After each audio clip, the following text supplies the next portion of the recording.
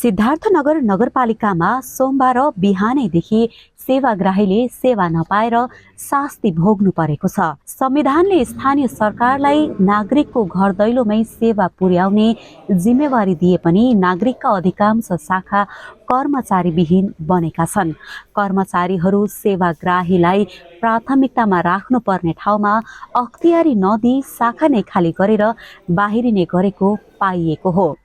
कार्यालयमा पुगेका सेवाग्राहीले बिहानैदेखि कुरेर बसे पनि दिउँसो 2 बजेसम्म कर्मचारी नआएको गुनासो गरेका छन्। काम लिएर आएको सम्बन्धित शाखा नै रित्तै छ, एक सेवाग्राहीले बताए।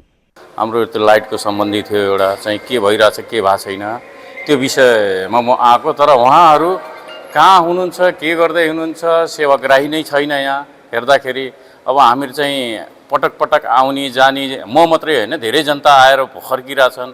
कोही मान्छे कहाँबाट आछ, कोही मान्छे कहाँ कुन गुनासो लिएर आइरहेछ, कुन पीडामा आछ, तर एउटा पनि अब नभेट सेवाग्राही नै नभेटेपछि त्यो विचारहरू के गर्ने त? यो तरिकाले भएन यो नगरपालिकालाई।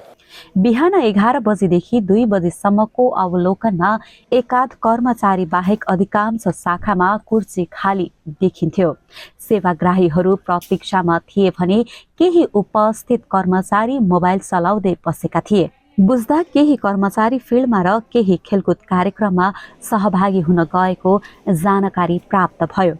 सिद्धार्थनगर नगरपालिकाकी उपप्रमुख उमा अधिकारीले बिहान कार्यालय समयमा 2-3 वटा शाखामा मात्र कर्मचारी देखिएको बताइन्। अनुगमन प्रमुख समेत रहेकी उनले सेवा अवरोध नहुने गरी व्यवस्थापन गर्न कमजोरी भएको स्वीकार गरिन्। म बिहान आएँ, सेवाग्राहीलाई सित पनि मेरो भेटघाट भयो र त्यसपछि चाहिँ मैले तपाईँलाई जानकारी नै छ होला, हाम्रो किशोरीहरूलाई चाहिँ क्यान्सर विरुद्धको खोपको अभियान हिजोदेखि सुरु भएको हुनाले म चाहिँ त्यहाँ अनुगमन गएको थिएँ। अघि त्यहाँ गएर 4 ठाउँमा स्कुलमा गएर आउँदा पनि बिहान पनि मैले देखेको थिइनँ, तपाईँले भन्नु जस्तै यो कोही आएर कति जानुभयो कि भन्ने भयो। अहिले आउँदा पनि 2-3 शाखा बाहेक मैले शाखाको मैले पनि आफै पनि देखिनँ। त्यो सहजीकरण गर्न पर्थ्यो, त्यो चाहिँ कमी कमजोरी चाहिँ भएको। प्रत्येक शाखामा चाहिँ एकजना व्यक्ति रहेर चाहिँ अर्को चाहिँ जान पर्यो, त्यो चाहिँ कमी कमजोरी चाहिँ भएको हो। नगरपालिका प्रमुख प्रशासकीय अधिकृत जनक थापाले जिल्ला स्तरीय कर्मचारी क्रिकेट प्रतियोगितामा कर्मचारी खटिएकाले यस्तो अवस्था आएको बताए। नगरपालिकामा सेवाग्राहीहरूलाई खास गरी चाहिँ त्यस्तो चाहिँ असुविधा हुने, काम चाहिँ नहुने सन्दर्भमा हामी सबैलाई चाहिँ सबै शाखामा चाहिँ फोकल पर्सन अथवा चाहिँ त्यहाँ साथीहरूलाई चाहिँ आलो पालो मिलाएर चाहिँ हामीले जाने व्यवस्थाहरू चाहिँ मिलाएका छौँ।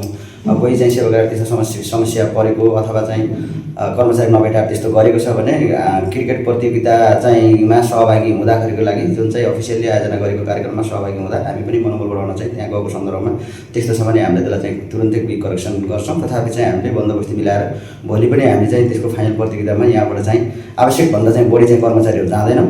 तथापि चाहिँ त्यस्तो शाखाको चाहिँ काम कारबाहीलाई चाहिँ नै असर नपर्ने गरी चाहिँ व्यवस्थापन गर्नको लागि प्रशासन महाशाखालाई मैले चाहिँ सुरुको दिन 1 मै चाहिँ भनेको छु।